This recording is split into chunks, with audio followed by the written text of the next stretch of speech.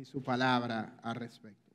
Habiendo dicho eso, hoy estaré hablando, como dijo el hermano Eric, sobre la primera epístola de Juan, versículos 3 al 6 del capítulo 2.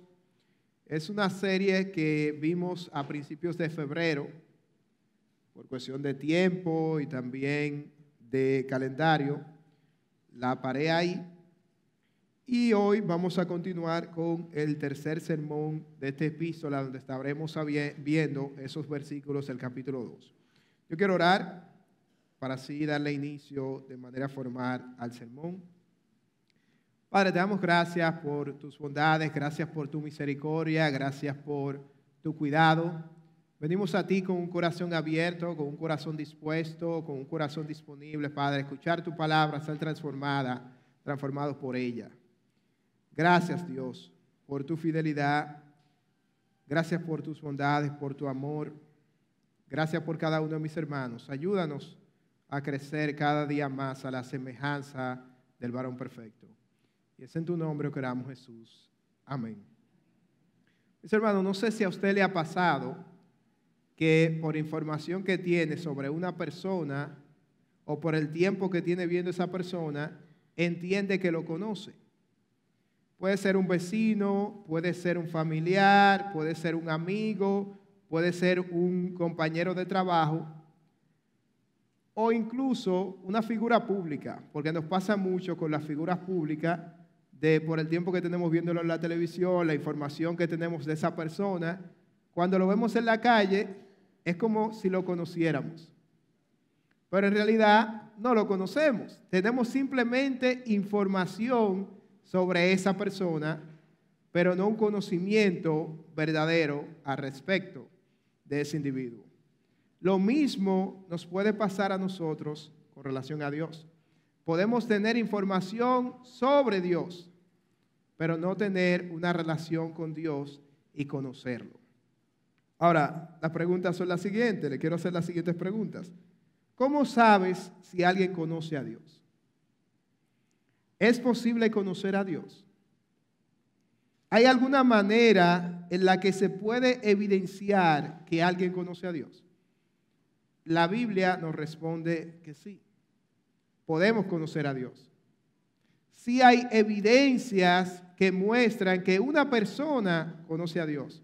Y es lo que el apóstol Juan nos habla en este capítulo 2, versículo 3 al 6.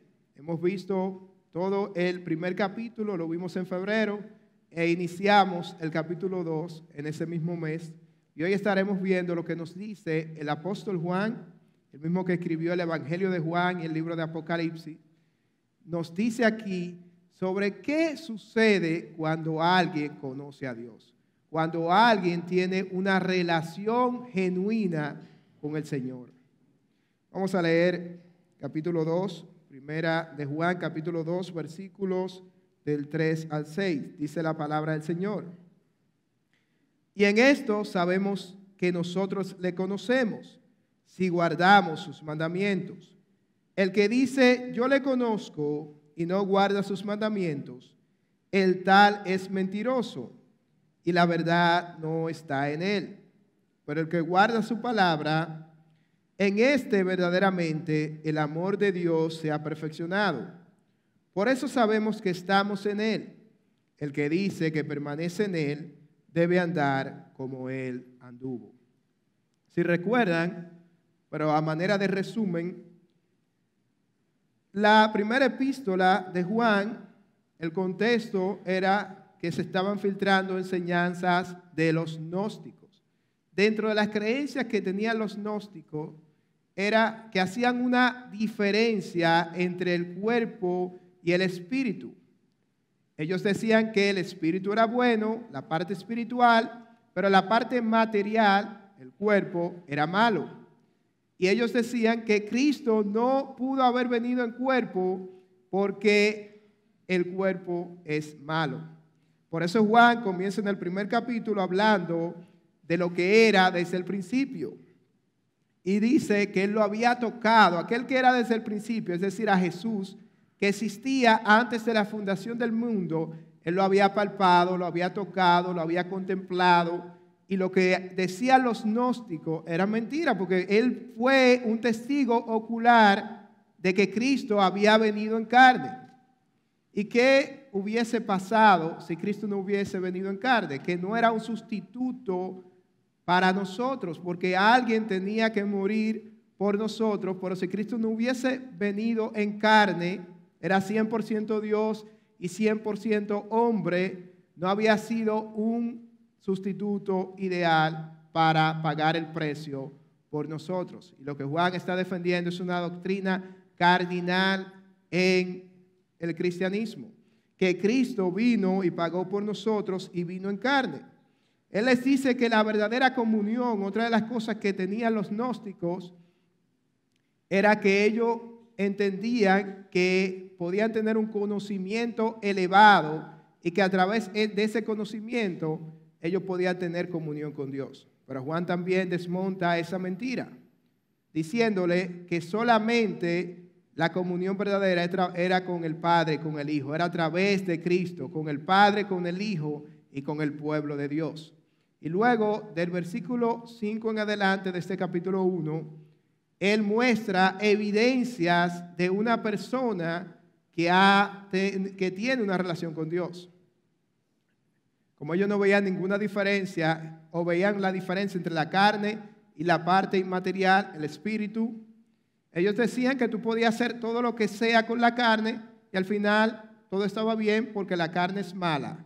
Pero Juan le dice, si tú dices que tienes comunión con Dios, pero no vives en la luz, no hay una evidencia de que tú tienes esa comunión a través de una vida de santidad, tú eres un mentiroso. También ellos afirmaban, no tenemos pecado. Pero Juan le dice, sí, si tú dices que no tienes pecado, tú estás haciendo a Dios mentiroso, porque Dios dice que sí, que tú tienes pecado. Y presenta a Cristo como la propiciación por nuestros pecados. Si alguno pecara, dice la parte final de este capítulo 1, dice, si decimos que no hemos pecado, le hacemos a él mentiroso y su palabra no está en nosotros. Versículo 10 de este capítulo 1. Y luego en el capítulo 2, versículo 2, nos dice lo siguiente, y él es la propiciación por nuestros pecados, y no solamente por los nuestros, sino también por los de todo el mundo. Le está hablando, si le estoy escribiendo esto para que no peque, pero si alguno peca, Cristo es la propiciación, es decir, el sacrificio por nuestros pecados. Solamente a través de Cristo tenemos remisión de pecados. Solamente a través de Cristo podemos ser eximidos de nuestra culpa. Dios, la ira de Dios que está sobre nosotros cuando estamos en pecado, a través de Cristo, Él es la propiciación que quita la ira de Dios sobre el pecador. De manera que Juan aquí, en los textos que leímos, nos está diciendo otra cosa que decían los gnósticos, conocemos a Dios. Igual le dice, si tú dices conocer a Dios y no es evidente a través de guardar sus mandamientos, tú eres un mentiroso. Tú eres un creyente de la mentira. Porque Dios dice que el que lo ama, el que lo conoce, guarda sus mandamientos. Y termina diciendo, el versículo 6, que el que dice que permanece en Dios, recuerdan a Jesús en la vid, en Juan 15, el que está en la vid, las ramas necesitan de los nutrientes de la vid para florecer, para dar fruto. El que dice que permanece en Él, en Dios, en Cristo, debe andar como Él anduvo. Es un resultado de permanecer en Cristo, es que se va a evidenciar los frutos de tu vida. De manera que está desmintiendo a aquellos que dicen tener un conocimiento de Dios, pero su vida no refleja tal conocimiento y tal comunión. Viendo este contexto, podemos encontrar varias enseñanzas a través de este pasaje. Y la primera de ellas es que la verdadera comunión con Dios se evidencia por nuestra obediencia. La verdadera comunión con Dios se evidencia por nuestra obediencia. Vemos en el versículo 3, y en esto sabemos que nosotros le conocemos, si guardamos sus mandamientos. 4, el que dice yo le conozco y no guarda sus mandamientos, el tal es mentiroso y la verdad no está en él. La palabra aquí, conocimiento, en el griego es gnosis, que más allá de un conocimiento intelectual, lo que implica es un conocimiento relacional, es decir, la comunión con el Señor. No es un conocimiento que tú puedes tener a través de los libros que lee, a través de tener un gran maestro, un sensei que te enseñe todas las cosas, aunque es bueno leer, es bueno tener buenos maestros, pero ese conocimiento de Dios se llega a través de una relación con el Señor a través de Cristo. No es un conocimiento intelectual. Los gnósticos decían tener ese conocimiento elevado y a través de ese conocimiento que estaba reservado, según ellos, a algunos y no a todos, se podía llegar a conocer a Dios. Juan está diciendo, no, si tú conoces a Dios, es solamente a través de la relación que tú tienes con Él. Es a través de la relación que tú tienes, y recuerden el versículo 2, Cristo es la propiciación, es la relación que tú tienes a través de Cristo. No hay ninguna otra manera de poder conocer a Dios sino a través de Cristo, a través del sacrificio de Cristo. Él es el camino, la verdad y la vida. Él es el camino que nos lleva hacia Dios. No hay otro. Podemos inventar, podemos llegar a conclusiones, pero todo eso es errado fuera de Cristo. Y Juan dice, hay un condicional ahí, si guardamos sus mandamientos. La manera como tú evidencias que conoces a Dios es guardando sus mandamientos. Es el resultado de una relación con Dios. Y lo que Juan no quiere decir aquí, él no dice, guarda los mandamientos del Señor y tú lo vas a conocer. No, está diciendo, tú lo conoces y guardar los mandamientos es un resultado de conocer a Dios. Es una evidencia. Alguna persona puede decir, yo conozco a Dios. Yo tengo una relación con Dios. Pero ¿cómo se evidencia eso? Guardando sus mandamientos. El conocimiento de Dios es la vida eterna. Miren lo que dice Juan 17:3. Y esa es la vida eterna, que te conozcan a ti, el único Dios verdadero, y a Jesucristo, a quien has enviado. Es lo que dice el Señor en la oración sacerdotal en Juan 17. Esa es la vida eterna, que conozcan a Dios, que te conozcan a ti, a Cristo, a Jesucristo, a quien has enviado. Pero esa obra de conocer a Dios tiene que ser el mismo Señor que nos revele quién es Él, que nos revele su obra y nos permita ver su grandeza. No hay ninguna otra manera de conocer a Dios a menos que Él se revele a nosotros, que se nos muestre a nosotros. No es a través de un conocimiento elevado, es a través de la relación con Cristo. Es a través de Él mostrarse a nosotros. Mira lo que dice 2 Corintios 4:6. Pues Dios, que dijo, de las tinieblas resplandecerá la luz, es el que ha resplandecido en nuestros corazones para iluminación del conocimiento de la gloria de Dios en el rostro de Cristo. Es Dios obrando en nuestras vidas, permitiéndonos verlo a Él. Por eso muchos podemos tener conocimiento sobre Dios, información de Dios, pero no basta con eso.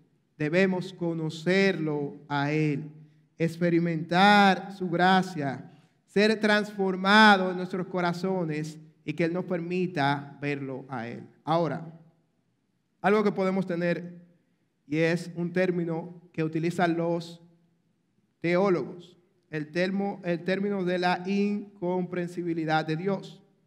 Y lo que quieren decir con eso es que nosotros con nuestra mente infinita nunca vamos a entender completamente a Dios. Y le voy a poner el siguiente ejemplo.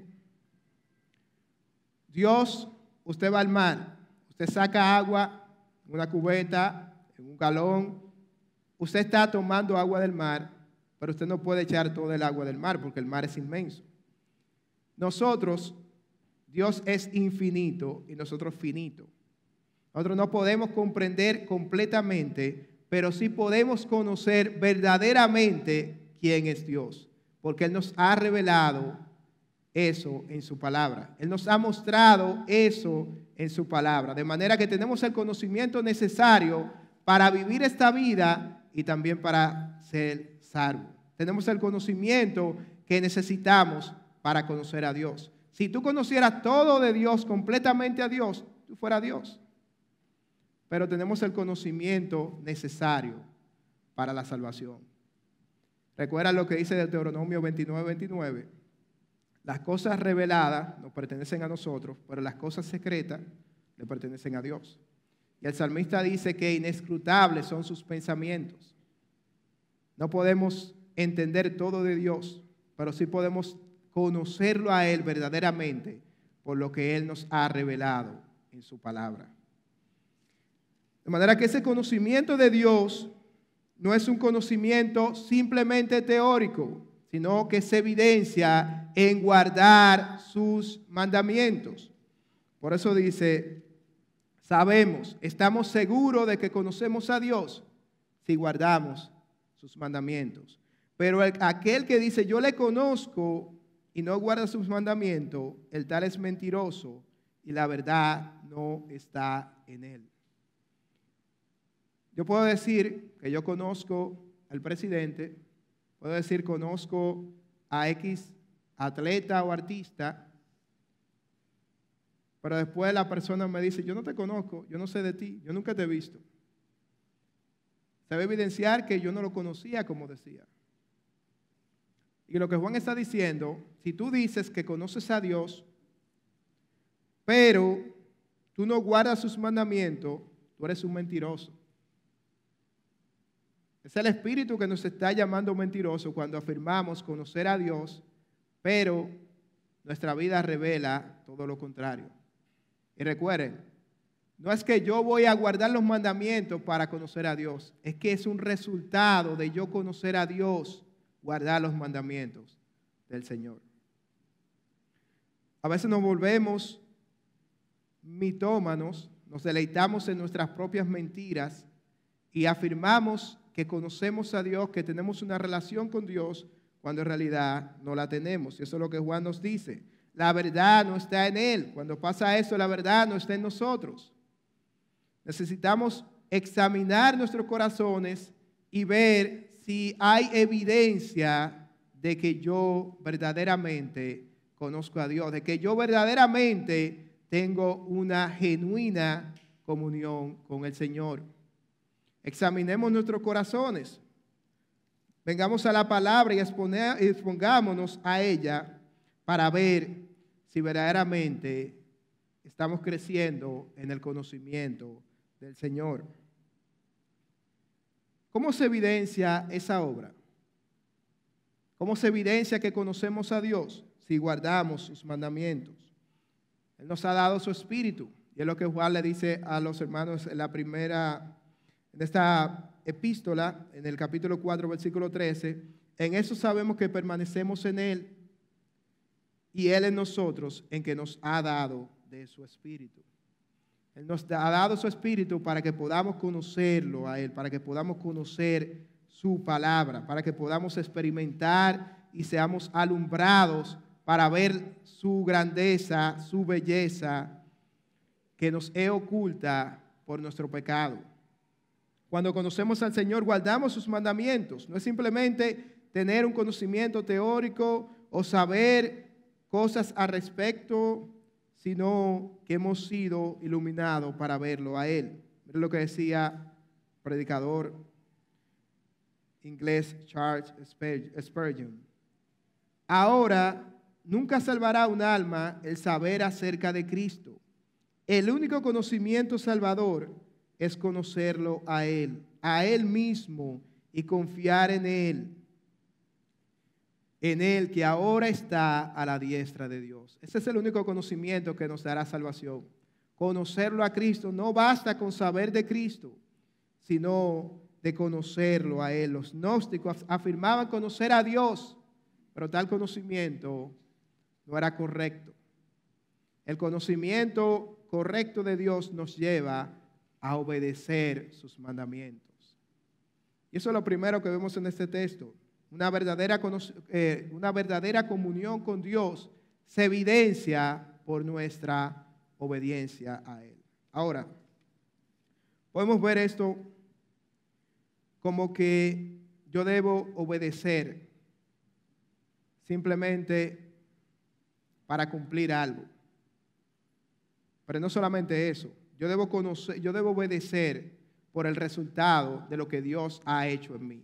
Como Dios ha obrado en mi corazón, eso se muestra en los frutos que yo doy obedeciéndolo a Él. Muchos profesan conocer a Dios. Es común tú hablar con personas que no son creyentes o algunos que somos creyentes y dicen conocer a Dios, pero no se evidencia con la obediencia al Señor. El apóstol Pablo le escribió a su discípulo Tito en el capítulo 1, versículo 16, diciéndole lo siguiente: profesan conocer a Dios, pero con los hechos lo niegan, siendo abominables y rebeldes, reprobados en cuanto a toda buena obra. No basta con afirmar. Nuestra obediencia debe estar relacionada a lo que afirmamos creer. Yo te pregunto, ¿tú conoces a Dios? ¿Puedes decir que conoces a Dios? Ese conocimiento de Dios produce obediencia en ti. El resultado de conocerlo es la obediencia de ti hacia Dios. La obediencia es una evidencia de que tenemos una verdadera comunión con Dios. Otra cosa que podemos ver aquí en el versículo 5 es que esta obediencia es el resultado de amar a Dios. La verdadera comunión con Dios se evidencia por el amor a Dios que tiene como resultado la obediencia. Versículo 5. Pero el que guarda su palabra, en ese verdaderamente el amor de Dios se ha perfeccionado. Por eso sabemos que estamos en Él. Yo obedezco a Dios porque yo amo a Dios. No, yo voy a obedecer para amar, sino yo obedezco a Dios porque yo amo a Dios. Y este amor no es simplemente un amor sentimental, un amor basado en la circunstancia, sino es un amor al reconocer lo que Cristo ha hecho por mí y al ver y reconocer lo que Él ha hecho por mí, eso trae un amor por Él. Mismo Juan en esta epístola dice, no se trata de que nosotros amemos a Dios, sino que Él nos amó primero. Él nos amó primero. Y eso se evidencia en lo que Él ha hecho por nosotros. ¿Qué se muestra cuando guardamos su palabra? Que conocemos y amamos a Dios. Cuando obedecemos a Dios se evidencia que lo conocemos y que lo amamos. Miren lo que dice Jesús en Juan 14:15. Si me aman, obedezcan mis mandamientos. El resultado del amor es obedecer los mandamientos del Señor. En palabras de Nicolás Tranchini, en su libro Cambios Profundos, él dice que cuando Dios cambia tu corazón, abre tu corazón para tú ver su grandeza, para tú ver su luz, tú respondes a lo que Dios ha hecho por ti. Es decir, cuando yo veo la grandeza de Dios y yo me enamoro de Dios, yo voy a responder en obediencia al Señor. Yo voy a responder cuando yo veo algo atractivo en Dios que Él me permite ver su belleza, que Él me permite ver su grandeza, el resultado es la obediencia a Él. Cuando yo no estoy viendo nada atractivo en Dios, yo voy a actuar conforme a lo que yo quiero. Y lo mismo pasa, en sentido, de manera de ilustración, cuando no nos gusta algo. Hay personas que pueden hablar de vehículos, pueden hablar de deporte, porque encuentran algo atractivo en eso. Se deleitan en eso, se regocijan en eso. Y pueden durar tiempos, horas y horas hablando de un tema. Me pasa a mí con los deportes, porque yo veo algo atractivo que tal vez otra persona que no le gustan los deportes no lo ve. Cuando Dios obra en tu vida, te permite ver lo atractivo que Él es. Y eso se muestra en tu vida al obedecerlo a Él. Cuando yo no estoy viendo nada atractivo en Dios, yo me comporto de otra manera distinta y no obedezco sus mandamientos. Cuando yo lo veo a Él como lo más atractivo, yo respondo en obediencia a Él. De manera que es un resultado del amor a Dios. John MacArthur, hablando de este versículo 5, dice que el amor de Dios podemos entenderlo como un genitivo que se traduce como el amor por Dios. El amor por Dios. Y dice que verdaderamente el amor de Dios se ha perfeccionado, ha llegado a ser maduro, es un amor maduro. No es que vamos a ser perfectos, sino que hemos crecido y somos maduros, tenemos un amor maduro por lo que Dios ha hecho, quien nos amó de tal manera que envió a su Hijo a morir en la cruz, quien nos ha salvado, quien nos ha rescatado, quien nos ha limpiado. Al ver eso, eso debe provocar amor por Dios y ese amor se evidencia en una vida de obediencia a Dios. Mismo Jesús, volviendo a Juan 14, versículo 21, dice: el que tiene mis mandamientos y los guarda, ese es el que me ama. Guardar los mandamientos es una evidencia de que amamos a Dios. No es una obediencia legalista que cumple las cosas simplemente para decir yo cumplí eso. No, se trata del resultado del amor a Dios. El amor a Dios. Volviendo a citar a MacArthur, él dice: ser cristiano consiste en esencia de una relación personal con Dios en Cristo, conociéndolo, amándolo y permaneciendo en Él, así como el pámpano permanece en la vid. Ese es ser cristiano.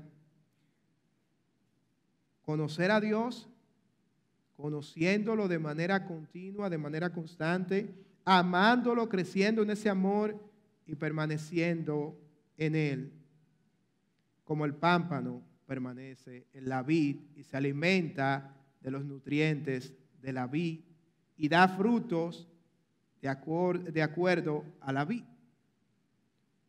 Una mata de mango no produce uva, una mata de uva no produce manzanas, una mata de guineo no produce lechosa, y etcétera. Si permanecemos en Dios, si permanecemos en Cristo, vamos a producir frutos de acuerdo a Cristo. Y él dice en el versículo 6, el que dice que permanece en Él debe andar como Él anduvo. Si decimos permanecer en Cristo, si decimos estar en Cristo, si decimos tener una comunión con Cristo, eso se va a evidenciar. Y vuelvo y digo, no veamos esa obediencia como algo legalista, sino más bien como algo que se produce por conocer a Dios, por amar a Dios y por permanecer en Dios. No nos enfoquemos en cumplir cosas. No podemos cumplir la ley de Dios perfectamente, y eso lo entendemos. A veces nos enfocamos en cumplir los mandamientos, y yo lo voy a cumplir, pero la palabra nos dice que no podemos cumplir los mandamientos. Pero Cristo lo cumplió por nosotros. Cristo cumplió los mandamientos y al permanecer en Él, ahora yo puedo, tengo la fuerza, la fuerza que no tengo para vivir una vida que agrade a Dios a través de Cristo, yo la tengo. Se trata de una vida de dependencia del Señor, una vida que se deleita en conocer al Señor, en amar al Señor y que permanece en Él. Por eso dice, el que dice que permanece en Él debe andar como Él anduvo. Es un resultado. Andar se puede traducir como vivir, como caminar en el Señor. El que permanece en Cristo atado, permanece junto a la vid, debe andar como Él anduvo. ¿Qué es lo que más amas? Yo te pregunto. No basta solamente con decirlo con palabras. En nuestros hechos, en nuestras decisiones, en nuestras conversaciones, ¿qué es lo que se evidencia? ¿Qué es lo que más amas? Puede ser el deporte, puede ser nuestro trabajo, puede ser nuestros estudios, mi carrera, lo que yo soy, mi familia. ¿Qué es lo que más amas? Todo eso es importante, tiene su lugar. Pero la Biblia nos dice, primer mandamiento, amar a Dios sobre todas las cosas. Amar a Dios con toda nuestra mente, corazón, fuerza. Cuando eso no está ordenado, no hay un orden de prioridades correcta, todo luce como desordenado. Pero cuando comenzamos a poner el orden de prioridades, importante la familia, primero Dios, importante el trabajo, primero Dios, importante un orden de prioridades, todas las cosas comienzan a tener sentido. De manera que podemos ver que conocer, amar, permanecer en Dios, en Cristo, produce frutos, produce obediencia, produce que nuestro caminar, nuestra vida refleje a Cristo. Tú puedes decir que lo conoces, tú puedes decir que lo amas, tú puedes decir que permaneces en Él, pero esto solo se evidencia si lo obedecemos, lo amamos y lo imitamos. ¿Cómo vivió Cristo? Cristo es nuestro mayor ejemplo, pero ¿cómo vivió Cristo? Juan 13:15, nuestro ejemplo.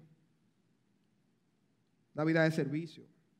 Porque les he dado ejemplo para que como yo les he hecho, también ustedes lo hagan. Juan 13 vemos a Jesús lavándole los pies a los discípulos y luego le dice esas palabras del ejemplo que les había dado. También vemos Mateo 11, 28 al 29, ejemplo de humildad. Aprended de mí que soy manso y humilde de corazón. Podemos ver a Jesús también un ejemplo de santidad, un ejemplo de sumisión al Padre, un ejemplo de dependencia al Padre. Es nuestro mayor ejemplo. Por eso dice Juan, el que dice que permanece en Él debe andar como Él anduvo. Yo no debo de imitar a tal cantante, a tal persona destacada. No, mi meta es imitar a Cristo. Pablo lo dice, imítenme a mí como yo imito a Cristo. Es nuestra meta imitar a Cristo. Si estamos en la vid, vamos a andar como Cristo. Vamos a hablar como Cristo, vamos a pensar como Cristo, vamos a actuar de la manera como Cristo lo hace. Él vivió en dependencia del Señor y nos mostró el ejemplo de vivir en dependencia de Dios. De manera, mis hermanos, que la verdadera comunión con Dios se evidencia, tiene evidencia, tiene resultados. No es simplemente decir algo con palabras. No es simplemente una emoción o un sentimiento místico donde yo digo, sí, yo tengo una comunión con el Señor y ya. No. Eso se evidencia por guardar sus mandamientos. Yo te pregunto, ¿se puede evidenciar en tu vida? Es una pregunta retórica. No tienes que responderla. Pero ahí donde estás sentado, es una pregunta que nos tenemos que hacer todos. ¿Se está evidenciando que yo tengo esa comunión con el Señor? ¿Se está evidenciando que hay esa relación con Cristo? Se está mostrando, se está haciendo evidente. No nos concentremos. La meta no es que usted se concentre ahora en los frutos, aunque tiene que darlo como resultado de tu relación con Cristo. Lo que quiero es que te enfoques en tu relación con Dios. Se está evidenciando esos frutos de que tú tienes una relación con Dios, de que tú pasas tiempo con el Señor, de que tú permaneces en Él, de que tú vienes constantemente y vives una vida en dependencia de Él. Es evidente eso. Si tú estás aquí y no conoces a Cristo, pero tú dices, yo siento en mi corazón, hay un anhelo en mí de conocer a Cristo. El primer paso es venir a Él, reconocer tus pecados y abrir tu corazón de manera que el mismo Dios sea obrando en tu vida. Porque Dios es el que abre tu corazón. El deseo que está en tu corazón es el mismo Dios que lo pone. Si tú has entendido el mensaje de salvación y dices, yo quiero conocer a Dios, eso es un buen momento para iniciar.